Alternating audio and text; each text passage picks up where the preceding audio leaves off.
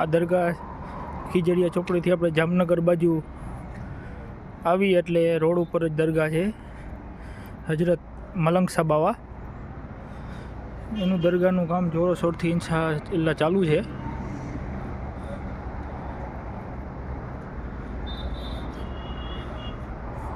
મલંગ શાહ બાવાના ફજલો કરમથી એના સદકાથી બધાય આપણા ભાઈઓને મહેફૂઝ રાખે અને સલામત રાખે. બસ એવી જ દુઆ કરું છું આપણા ભાઈઓ લોકો માટે. ખુદા હાફિઝ.